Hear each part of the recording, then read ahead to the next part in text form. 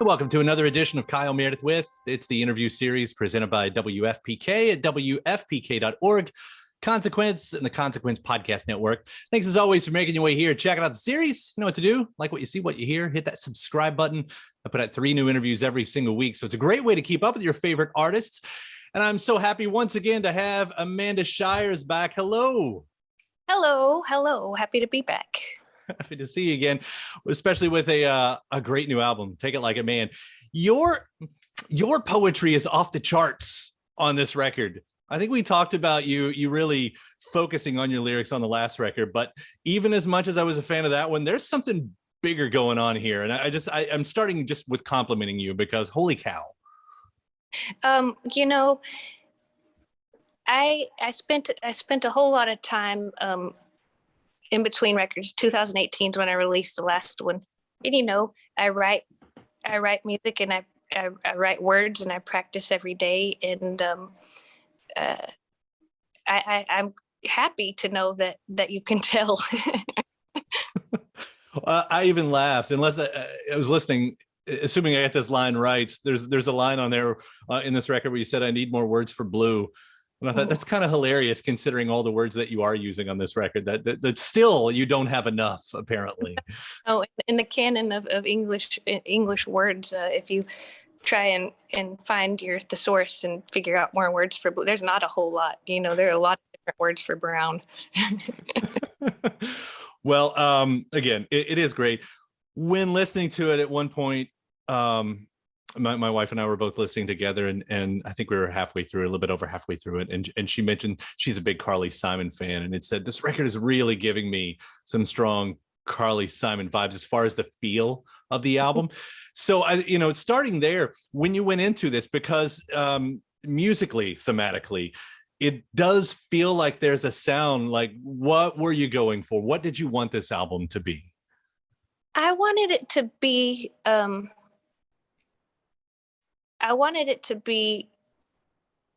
I guess, open, and I wanted it to have a real palette to work with, not just be, like a monochromatic study of a time in life. I wanted it to paint a full picture, a more fuller picture of where I'm at and who I am at the moment, and what it took to get there. And it was that. And I think that sonically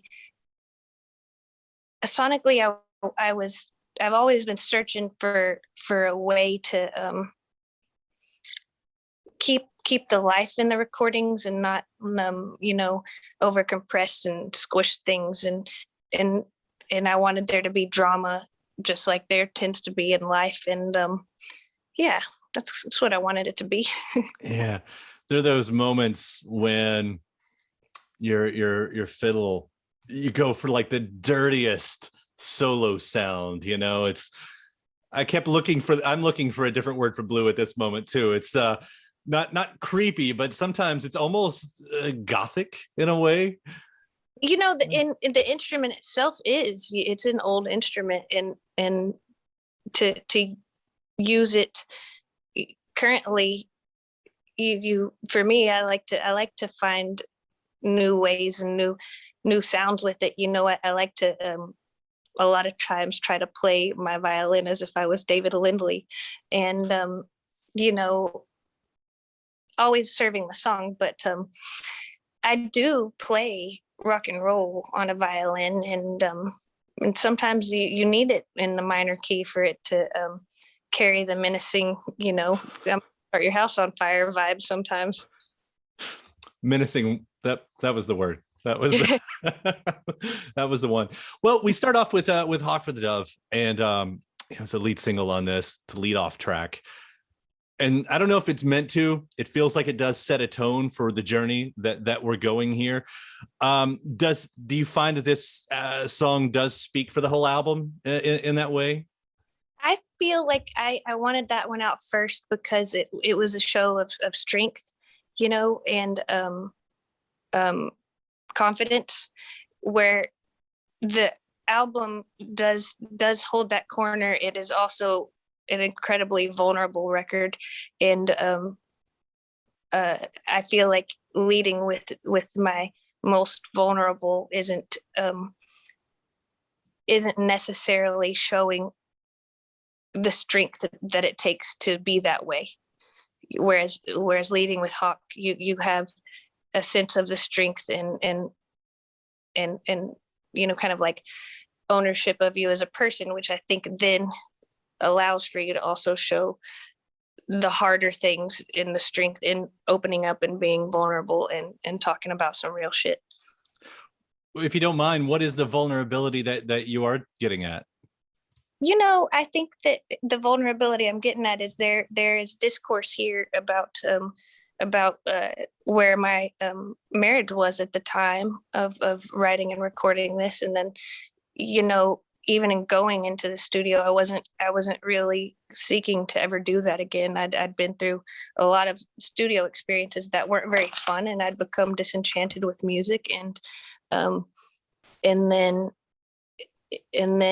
when was it, October or November, I met a person that convinced me otherwise, and that's Lawrence Rothman, my producer. And I learned a lot, making this record about self-acceptance, about joy, and identifying what the real problems for me were. And they weren't with music. They were a lot of times about the people that I'd had in my life. They weren't, supporting me or encouraging me in the right ways, or, it was just not good. And then I got to be re-shown what my passions were, and that it was okay to be myself. And here we stand. Yeah. There is I think the words I wrote down anyway, sort of, I think I'm going on the route that you're going, or because I wrote down, there seems to be like a dance of passion on this record, and not always a positive dance of passion. I mean, right. and we get that through what was it? Here He Comes is sort of one version of the, what seems like to me anyway, as a listener, is the not positive side, but there is that, there's the sexy moments and sort of the non-sexy moments that go through. Is okay. So another thing that this record is, outside of being honest and vulnerable and all that, is that it's kind of about time and how it doesn't move in linearly, it moves in a circle. And I feel like the sequence of it also mimes that, because you go through these ups and downs, and the he and Here He Comes could be a metaphor for anything really, but just when you think you've had enough, all you can take, here he comes. Just when you think you have no more heart left to break, you can take it any way you want. But I see that song as a happy light, like, oh, here comes love again, or here comes my windfall of money. I just won the lottery. But yeah, you could take it the opposite way, and to that I would say, how's it going, Kyle? What's happening there? The world is infiltrating all of us right now. That's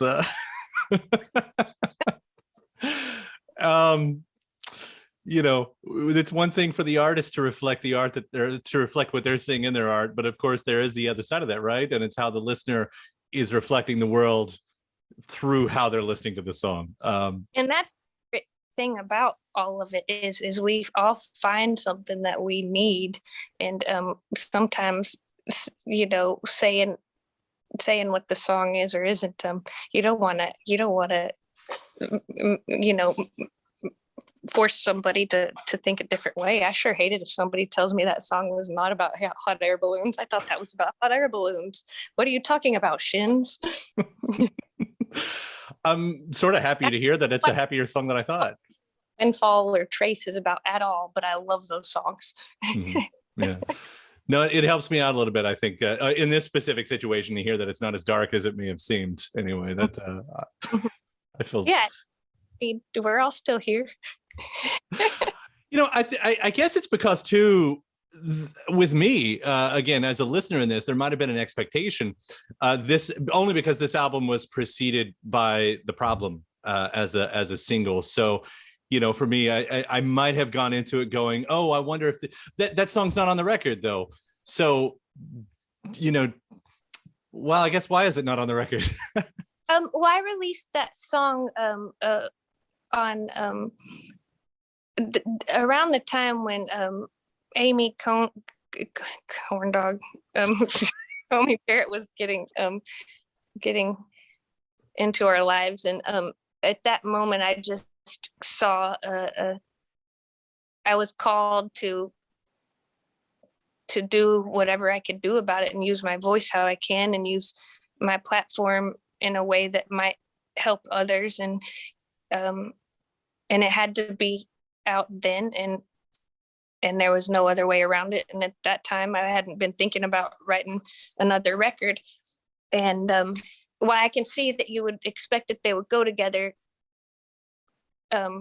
or not, it's natural for you to have a record where you're talking about, like I am with Take It Like a Man, like I'm a woman, so you would think that I would also talk about abortion on this, where it's just they're occupying two different spaces really, and it's so important to have the focus. I thought it was going to help, but it helped only, and I think the way that we were able to generate money for some folks that needed it. But yeah, then all this other trash happened with this Roe v. Wade getting overturned and all that. Yeah, I started that out in a separate area, and this record here occupies a different area. While they're both still me, their import occupies two different spaces. Right. I think right. It's hard. Well, because we're three-dimensional. Exactly. And I think that's important to say in this too. Yeah. But there are moments I'm trying to keep myself from going just every song down the line, because I think I can hit some great moment on every song here. But just taking a few of those cues. I mean, Don't Be Alarmed. You have this line, I'm losing my balance. I'm not losing my mind. And again, most like at the beginning of this interview, I'm just complimenting you on that, because, the way that is encapsulated in this song, that's also so atmospheric and cinematic. The scope that you're painting on here. If this is about you, I'm going to try to ask this without being confusing, because sometimes in these, every line is not literal, and sometimes even when it's about us, it's also character based. Like who are you? Who are these characters in this moment in time? Maybe specifically on a song like Don't Be Alarmed, or even Fault Lines. Well, those are two completely different animals. Don't Be Alarmed is a song that I wrote. Jason and I wrote it, and so did Liz Rose and Rustin Kelly. And it started out as Liz Rose, Rustin, and me, and then I brought Jason in on it. It's a song that I think is universal in a way, that we all know what it's like to deal with hard shit in relationships, and it's also, there are a lot of feelings with being on either side of that coin in the relationship, where something's ending, and usually the person ending it is got the upper hand, because they knew, they saw it coming, and the other person doesn't. And I think that we can all relate to that, and we're having the four of us write that. It made it true for most relationships, I think. And so we would have to ask each person individually about their own feelings about that. But rather than us hash it out together, we just wrote a song about it and brought it all kind of together. And then Fault Lines, though, that was the first song I wrote for this record, and it started just as me on a ukulele, and it was also the first song we recorded for the record. And it is, I had to make that decision, leaving it on the record, if I wanted to invite questions. And in the end, me and Jason said, yeah, that's fine. It's a great song. Put it on there. And if anyone asks, you'll say it's true. That's the line in the song right there. And that's Well, yeah, it was true, and it was true for that time. It mhm. was true for that moment, and songs can be cathartic a lot of times, and then also help. Well, I will say nothing commenting on your relationship, but the relationship of your violin and his guitar, and the way they sort of feel like they have their own dance together. When those moments happen, that's for me, that's a sweet spot too, musically. And that's the one he counted off, right? Or did he count Don't Be Alarmed? I think there's a lot of sweet parts in that kind of lonesome spot. Right. Yeah. Well, great moments. Bad Behavior. I think that's the one you do just a little bit of hip hop through, nod. No. So Brittney Spencer I invited her to the studio when we were recording, and she sings a lot of backgrounds on this record, and we were so in the moment and so excited to be, working in such a wonderful studio together. And she was excited. That's the first one she sang on, and she was just happy to be there, and I love those kind of folks, and I was so happy to be there, and the joy was infectious. And then she goes, "Yeah, bitch, yeah," and I thought, we're not taking this off, it's perfect. Oh, it jumps out. I laughed. I mean, I laughed the first time I heard it, because it was like, no, what? That wasn't did that happen? That happened. That's my girl Brittney Spencer. I know we're running short on time here. Tattoos that day together too. We got these matching dagger tattoos. Awesome. But I'll quickly hit on Everything Has Its Time. It's almost nostalgic when I hear it, in the way like Madonna's "This Used to Be My Playground" makes me feel. I don't know if you can see what I can see. Yeah, it's. I mean, so I guess what I'm saying was, for whatever version of as I said, the dance of passion happens on this record, where we left at the end of it. Where we left at the end of it is replaying it again from the top. And that's the part of the pattern, because me and Natalie Hemby wrote that song, Everything Has Its Time. And, the ends of some things are just the beginnings of others. Yeah. And also, it's different. You think about that song of it going back and being, kind of nostalgia based, and sometimes remembering the way things used to be will remind you to bring all those good fun times into your current situation. Like sometimes you need a little reminder of having fun in order for you to have fun again. Like, remember fun. Apparently I do need to remember fun, as we found out from good. Was my record an opening into your couples therapy? I hope so. Was for me too. I appreciate it. I do. It's gonna be if it hasn't now, when I listen to it, it will. Yeah.